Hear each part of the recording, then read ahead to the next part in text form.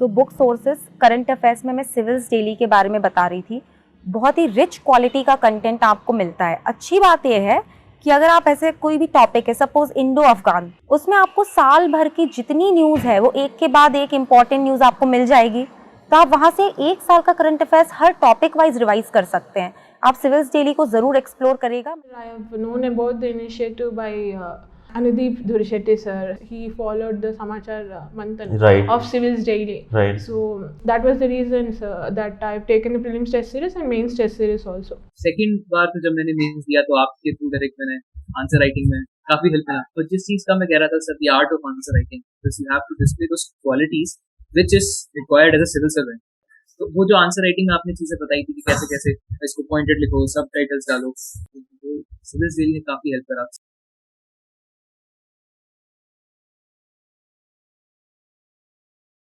Hello everyone, my name is Shubham Agarwal and I have secured All India Rank 5 in ESC 2021. And with this platform, I would like to share my complete strategy that I adopted for my preparation in ESC 2021. But before starting with my strategy, I would like to share something about my background. I belong to a small town Mandauri in Dosa district of Rajasthan. Then I graduated from IIT Delhi in the stream of civil engineering in 2018. After that, I did work in Deloitte for some time. Then I left the job and started my preparation for ESC. When I left my job, my age was not enough to appear for the examination, but still I prepared in the meantime. Then I appeared for ESC 2020, wherein I went till the stage of interview, but I was not selected in the final list. Then again, I started my preparation for ESC 2021, but in this meantime I took a job also. So this preparation I did was with job. So now let me share my strategy that I adopted for ESC 2021. So जैसे कि हम जानते हैं ESC में 3 stages होती हैं, pre, mains and interview. Pre में 2 paper होते हैं, जीएस का पेपर होता है, एक स्ट्रीम का पेपर होता है। फिर मेंस में हमारे दोनों पेपर होते हैं स्ट्रीम्स के। देन हमारा लास्ट में होता है personality test which is called as interview also. तो अभी मैं पहले प्रीलिम्स की स्ट्रेटजी बताता हूँ, मैंने क्या अडोप्ट करी प्रीलिम्स की स्ट्रेटजी। प्रीलिम्स में मेन फोकस मैंने सिविल इंजीनियरिंग पे दिया, बिकॉज आफ्टर ऑल ये मेरे मेंस में भी काम आई एंड प्लस इंटरव्यू में भी काम आई। जीएस को मैंने नॉर्मल फोकस दिया, not too much and not too low. GS में जैसे कि कुछ बच्चे कहते हैं कि पूरी बुक्स पढ़ने लग जाते हैं। अगर आपको सिंगल अटैम्प्ट में अगर इस को क्लियर करना है तो आई वुड से don't go so much into the GS, because आप जो प्री में अच्छा स्कोर करोगे वो आपको बाद में एस देगा। तो अगर आपको अच्छा स्कोर करना है ओवरऑल तो आप जीएस पे उतना फोकस रखिए जितना रिक्वायर्ड है, ना कि आप पूरी बुक्स की जो थ्योरी बुक्स अवेलेबल है उसको पढ़ने लग जाएँ। तो जीएस में मैंने क्या करा कि मैंने जो नोट्स मिले मुझे कोचिंग से, मैंने मेडी जी कोचिंग ज्वाइन किया था, वहाँ से जो भी नोट्स बनाए मैंने उनको पढ़ा, प्लस साथ में अपनी टेस्ट सीरीज़ पे फोकस रखा। टेस्ट सीरीज़ मोस्ट इम्पॉर्टेंट है इस एग्जामिनेशन में, और मैंने टेस्ट सीरीज़ दोनों टेस्ट सीरीज़ लगाई, आईएएस मास्टर की भी लगाई एंड मेडी जी की भी लगाई। इससे क्या हुआ कि मेरा एरिया तो बहुत ज़्यादा कवर हो गया, साथ में मेरी प्रैक्टिस भी हो गई।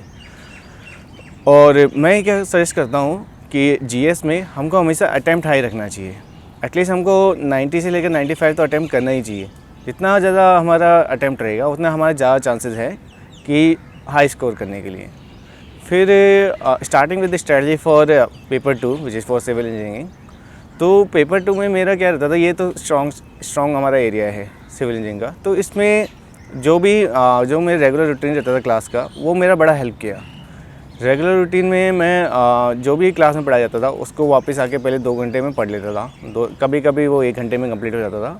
पहले वो पढ़ लेता था, फिर मैं उसके प्रीवियस ईयर लगा देता। तो previous year is a must, उससे आपको पता लगता है कि क्वेश्चन क्या पूछे जाने वाले हैं, कौन से टॉपिक कितना ज़्यादा इंपॉर्टेंस दिया जाता है और क्वेश्चन किस तरीके से पूछे जाते हैं। तो I would say to every other aspirant कि आप कम से कम ESC की तो मतलब प्रीवियस ईयर लगा ही लो, क्योंकि वही आपकी पूरा एग्ज़ाम की अंडरस्टैंडिंग बढ़ाएगा। Coming to the second part in the preparation for the paper 2 in prelims, इसमें भी again I used to do the test series of both the coachings, Made Easy and IAS Master. IAS Master का जो paper होता था इसमें test series का, वो क्या थोड़ा टफ़र साइड पे होता था, तो उससे थोड़ा ये कॉन्फिडेंस मिल जाता था कि अगर मैं टफ़ पेपर के लिए प्रिपेयर हो गया हूँ, तो अगर इवन दो EAC कभी उससे टफ़ पेपर तो नहीं पूछते हैं आइस मास्टर से, तो अगर मैं उतने टफ़ पेपर के लिए प्रिपेयर कर लूँगा तो मेरा EAC का पेपर भी बड़ा ईजी हो जाएगा। तो इसलिए मैं आइस मास्टर के पेपर में बड़ा फोकस रखता था। फिर वहाँ से जो भी मेरे नई चीज़ मिलती थी उनको अपने शॉर्ट नोट्स या A4 नोट्स में नोट डाउन कर लेता था। इसमें मेन फोकस क्या रखना है, हमको हमारे शॉर्ट नोट्स बनाने हैं। शॉर्ट नोट्स जो हम बनाएंगे और जो हम नॉलेज में लिखेंगे वही हमारे मेंस के आंसर राइटिंग में हेल्प करेगा। अभी जब मैंने मेंस की प्रिपरेशन स्टार्ट करी तो उसमें मेन चैलेंज होता है कि थ्योरी के आंसर्स लिखना। तो थ्योरी के आंसर्स लिखने के लिए पहले क्या होता है कि उसकी उस सब्जेक्ट की पूरी अच्छे से नॉलेज होनी चाहिए। उस नॉलेज तो हो प्लस साथ में वो कंसाइज रूप में होनी चाहिए। तो वो जो शॉर्ट नोट्स हम बनाएंगे उसमें मैंने जैसे A4 शीट नोट्स बनाए थे, तो उनमें जो भी थ्योरी के पार्ट्स थे, जैसे कि ऐसे हमारे DRH का पार्ट होता है, तो DRH direct run of hydrograph, उसमें अजम्पशंस हैं, कुछ डायग्राम्स हैं, तो वैसे मैंने पॉइंट्स लिख लिए थे। जैसे DRH ऐसे ऊपर से हेडिंग करके फिर उसके जो भी अजम्पशंस हैं, कुछ फॉर्मूलेज हैं, तो वो सारे पॉइंट्स लिख लिए थे। तो जब मैं मेन पेपर लिखने गया था तो उसमें मैंने डायरेक्ट फ्लो चार्ट डायग्राम्स बनाए थे थ्योरी के। तो इससे मेरा थ्योरी के क्वेश्चन जल्दी भी होता था, plus at the same time मेरा सिर्फ एक पेज में ही सब कुछ जो थ्योरी का क्वेश्चन में पूछा है वो कवर होता था। तो अगर 12 नंबर का क्वेश्चन होता था तो उसके लिए एक पेज का आंसर बहुत इनफ होता था। अगर एटलीस्ट 20 नंबर का क्वेश्चन दिया है तो मैं पहले फर्स्ट पेज में तो उसका फ्लो डायग्राम बना के उसके बारे में जितना पता है वो सब लिख देता था। फिर सेकेंड पेज में मैं उसके एक्सप्लेनेशंस लिखता था, जो भी एडिशनल इन्फॉर्मेशन जो मैं प्रोवाइड करना चाहता हूँ, जो मुझे नंबर में ज़्यादा नंबर लाने में हेल्प करेगा, मैं उसको सेकंड पेज पे लिखता था। तो इस तरीके से मैं थ्योरी के पेपर लिखता था। फिर मेंस में बाकी मेन फोकस तो हमको न्यूमेरिकल में ही करना चाहिए, क्योंकि थ्योरी में आप कितना भी ट्राई कर लो, ज़्यादा से ज़्यादा 12 में से आपके 8 या 10 नंबर आ सकते हैं। लेकिन कभी कभी वर्स्ट केस सिनेरियो आपको 2 नंबर ही मिल सकते हैं थ्योरी में। लेकिन अगर आप न्यूमेरिकल क्वेश्चन करते हो तो उसमें शॉर्ट होता है कि अगर आपने आंसर सही लाए हो आप, तो आपको 12 में से कम 10 तो मिल ही जाएंगे। अगर 20 नंबर का क्वेश्चन है तो आपको 16 या 18 नंबर मिल ही जाएंगे अगर आपका आंसर सही है। अगर न्यूमेरिकल में ये एडेड एडवांटेज होने के कारण मैं न्यूमेरिकल को ज़्यादा प्रेफर करता था। फिर let me tell you the strategy that I adopted in during the time of attempting the paper in pre and mains. Same strategy I adopted, मैं उसमें राउंड स्ट्रेटजी लगाता था। सबसे पहले मैं उन क्वेश्चंस को कर लेता था जो इजी क्वेश्चंस है। DKT इंजीनियरिंग, अगर आप केवल इंजीनियरिंग के वीडियोस देखना चाहते हैं तो सब्सक्राइब करें DKT इंजीनियरिंग। यहाँ आपको इंजीनियरिंग, खासतौर पर JEE मेन और JEE एडवांस से जुड़े टॉपर्स के वीडियो अरेंज फॉर्मेट में मिल जाएंगे। लिंक डिस्क्रिप्शन बॉक्स में दिया गया है। Now let me share the attempting strategy that I adopted for both the papers. Pre में मेरा मेन फोकस ये रहता था कि पहले मैं अपनी राउंड स्ट्रेटजी में फर्स्ट राउंड में सारे थ्योरी के क्वेश्चन कर लेता था। से अगर मेरा GS के पेपर की बात करूँ तो मैं फर्स्ट 1 आवर में सारे थ्योरी के क्वेश्चन कर लेता था, तो अराउंड 80 क्वेश्चंस उसमें हो जाते थे, 80 या 70 क्वेश्चंस हो जाते थे, तो थोड़ा ही कॉन्फिडेंस मिल जाता था। फिर मैं नेक्स्ट 30 मिनट्स में जो एप्टीट्यूड एंड मैथमेटिक्स के क्वेश्चन है वो कर लेता था। कभी कभी उसमें से 5 क्वेश्चन रह भी जाते थे, वो क्या इंटेंशनली डाले जाते थे कि वो लंबे होते हैं, तो फिर उनको मैं ब्रेक लेके पहले अपनी OMR शीट भर लेता था। फिर उसके लास्ट में मेरे को 15-20 मिनट्स का गैप और मिल जाता था। 10 मिनट्स में OMR शीट भरने में लगता था, तो उधर तक 140 आवर्स हो जाते थे। फिर लास्ट 20 या 15 मिनट्स में मैं अपनी जो बचे हुए 5-10 क्वेश्चन हैं उनको कर लेता था। तो इससे मेरा GS में हमेशा अटैम्प्ट 95 से 98 रहता था, तो ज़्यादा अटैम्प्ट रहता था। इसके कारण मुझे नंबर भी हमेशा मेरे एटलीस्ट मॉक्स में तो मेरे 95 के आसपास रहते थे। फिर for the strategy in paper 2 उसमें भी मेरा सिमिलर रहता था अप्रोच, लेकिन बस टाइमिंग्स का फ़र्क रहता था। पहले मैं थ्योरी के क्वेश्चन कर लेता था विदिन 45 मिनट्स, तो उससे मेरे एटलीस्ट 70 to 80 क्वेश्चन रहते थे। फिर मैं उसमें न्यूमेरिकल्स क्वेश्चन करता था जो कि इजी है बट लेंथी नहीं है, तो एटलीस्ट उनको फिर मैं 130 या 145 मिनट्स तक कंप्लीट कर देता था। तो उससे क्या होता था, एटलीस्ट मेरे 120 या 130 क्वेश्चंस हो जाते थे 145 मिनट्स में। तो एक एडिशनल बूस्ट सा लग जाता था कि यार हाँ मेरा मोस्टली पेपर हो चुका है। फिर मैं ईजी प्लस लेंथी क्वेश्चंस को अटैम्प्ट करता था, उनको फिर मैं 230 आवर्स तक सारा अटैम्प्ट कर लेता था। फिर सिर्फ वही क्वेश्चन जाते थे जो कि टफ़ है या फिर मुझसे हो नहीं रहे हैं। वो ज़्यादा से ज़्यादा या तो 5 क्वेश्चन आते थे या 10 क्वेश्चन आते थे। तो उनमें अगर वो मेरे लिए बोनस का काम करते थे। मेरा मेनली पेपर 230 आवर्स तक हो जाता था। फिर मैं नेक्स्ट 230 से लेकर 245 या 250 तक अपनी OMR शीट भरता था। हमको स्टूडेंट्स को मैं ये सजेस्ट करना चाहूँगा कि हम जब OMR शीट पर भरें तो उसको ऐसे ही ना भरे कि पहले क्वेश्चंस के आंसर याद कर ले कि ABCD देन ABCD ऐसे मार्क करें, ऐसे ना करें। आई वुड सजेस्ट कि पहले क्वेश्चन नंबर के हिसाब से उस OMR में मार्किंग करें। जैसे 1 का आंसर अगर A है तो पहले OMR में देखें 1 then mark it against that number कि A है इसका आंसर। तो for that every other question we should do this. तो इससे कि हमारी OMR में कभी भरने में कभी गलती नहीं होगी। फिर लास्ट के जो 10 मिनट्स बचते थे, ये 10 या 5 मिनट्स, उसमें मैं तो कुछ अटैम्प्ट्स करने की कोशिश करता था जो कि टफ क्वेश्चन थे। ज़्यादा से ज़्यादा वो 5 ही क्वेश्चन होते थे। तो उनमें अगर वो कोई एक हो जाता था तो वो मेरे लिए बोनस का काम करता था। तो इससे मेरा हमेशा सिविल इंजीनियरिंग वाले पेपर में मेरा अटैम्प्ट 140 से लेकर 145 में रहता था। तो मेरा अटैम्प्ट में हमेशा हाई इसलिए रहता था बिकॉज अगर मैं ज़्यादा अटैम्प्ट नहीं करूँगा तो मेरे ज़्यादा नंबर आने के चांसेस भी नहीं रहेंगे। तो इससे मेरे इस बार के पेपर में 300 मार्क्स आ गए थे प्री में। फिर मैंने let me share the strategy for the mains examination. So जब मैं मेंस का पेपर अटैम्प्ट करता था तो उसमें शुरू के 10 मिनट तो मैं क्वेश्चन पेपर पहले पढ़ लिया करता था। तो उससे ये डिसाइड करता था कि पहले कौन सा क्वेश्चन अटैम्प्ट करना है और किस फ्लो में चलना है। तो उसमें क्या होता है, कुछ बच्चे पहले कंपलसरी क्वेश्चंस को अटैम्प्ट करते हैं। I would not suggest that. I would suggest that कि कौन सा भी क्वेश्चन जो आपको ईजी लग रहे हैं पहले वो क्वेश्चंस करने चाहिए, ना कि कंपलसरी क्वेश्चंस। और मैं इसमें ये इसलिए सजेस्ट करता हूँ कि with in the next 50 minutes तो आप इजी क्वेश्चंस कर लीजिए, जिससे कि आपका अराउंड 120 या 130 का पेपर अटैम्प्ट हो जाता है विद इन 1 आवर।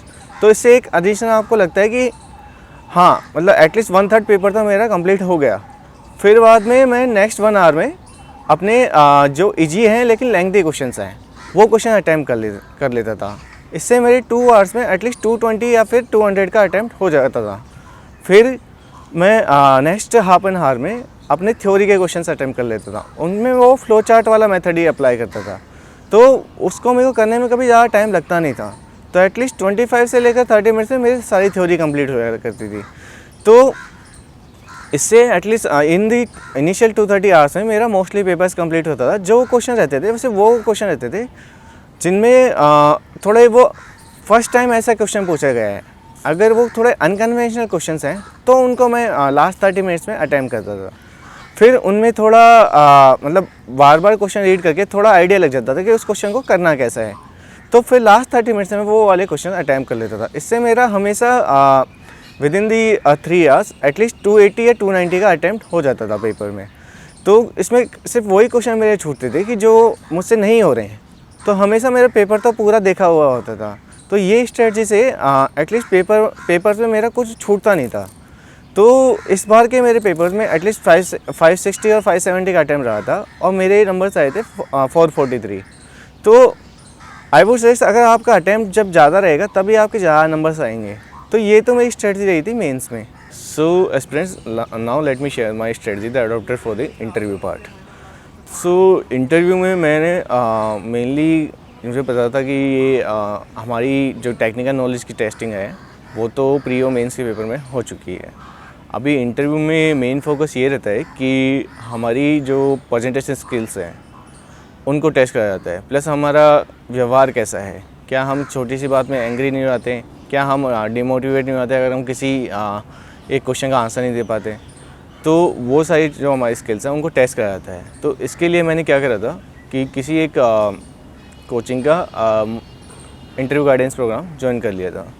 तो उसके थ्रू मैंने कुछ मॉक्स दिए। उसमें मुझे अपनी कमियां पता लगी कि मैं यहाँ पे फॉल बैक कर रहा हूँ, यहाँ पे मेरे कुछ कई जगह पे स्माइल ज़्यादा ले रही है। तो उन सब चीज़ों पे मैंने ध्यान दिया यहाँ पे। लेकिन मैं ये भी सजेस्ट करना चाहूँगा कभी कभी क्या होता है कि सिंस इंटरव्यू प्रिपरेशन के समय पे ये एकदम लास्ट स्टेज होती है, तो इस समय हमको थोड़ा कॉपी वगैरह देखने का इच्छा नहीं होता है। तो लेकिन स्टिल आई वुड सजेस्ट कि आप एक बार अपनी कॉपी में से बेसिक चीज़ें देख लीजिए, जो कि एटलीस्ट अगर वो पूछें और हम नहीं बता पाएँ तो ऐसा ना लगे उनको कि this guy is not serious. तो मैं सजेस्ट करता हूँ कि एटलीस्ट एक बार अपनी कॉपी से वापस गो थ्रू हो लें और जो भी बेसिक्स हैं उनको वापस पढ़ लें, तो जिससे कि आप एटलीस्ट बेसिक क्वेश्चंस अगर वहाँ पे पूछते हैं तो उनको आंसर कर दें। फिर एट द सेम टाइम जो बाकी नॉर्मल क्वेश्चंस है फ्रॉम योर डैफ उनको अच्छे से प्रिपेयर करके जाना। बिकॉज जैसे मेरे इंटरव्यू में रहा था कि पूरा टाइम मेरा इंटरव्यू डैफ पे ही चला था। जैसे कि मेरा NWDA का जो प्रोजेक्ट था कैनबेट लिंक पे, उसको भी पूछा था। तो मोस्ट ऑफ द टाइम मेरा जो इंटरव्यू डैफ पे चला था, तो डैफ को हमको अच्छे से प्रिपेयर करना है। तो एट द सेम टाइम एक बार नोट्स के गो थ्रू हो जाएं, जिससे कि हम जो बेसिक क्वेश्चंस अगर वो पूछें तो उनको गलत ना करें। तो ये I think that is enough for the interview preparation, because most of the time interview spontaneous होता है, वहाँ आपका जो रेस्पॉन्स होगा उसी पे वो नंबर डिफाइन होते हैं। तो that is enough for the interview. So with this I would like to end this session, and I would like to give a message to every other aspirant कि इस preparation long preparation है, तो don't worry, ज़्यादा हमको सोचना भी नहीं है। प्लस हमारी जो रेगुलर वर्क है वो करना है, सिर्फ जो बेसिक चीज़ें हैं बस उनको भूलना नहीं है। रोज़ का काम हमें रोज़ करना है, और हमारे जो भी डाउट्स रहते हैं कोचिंग क्लासेस में उनको उसी दिन क्लियर करना है, जिससे कि हमारे कोई दिन बैकलॉग ना हो। और मैं सजेस्ट करूँगा कि कुछ स्टूडेंट्स का मिसकंसेप्शन रहता है कि इसको सिर्फ IIT के स्टूडेंट्स ही क्लियर कर सकते हैं, तो ऐसा नहीं है। कई सारे स्टूडेंट्स पहले एग्जांपल हमारे लिए रहे हैं जो कि नॉन IITians हैं, still they have cleared this examination with a very good ranks. तो आई वुड सजेस्ट कि आप सिर्फ रेगुलर अपना हार्डवर्क करिए, ज़्यादा ओवरथिंक नहीं करिए, बस अपनी प्रिपरेशन पे फोकस रहिए, आप भी सक्सेस प्राप्त कर सकते हो।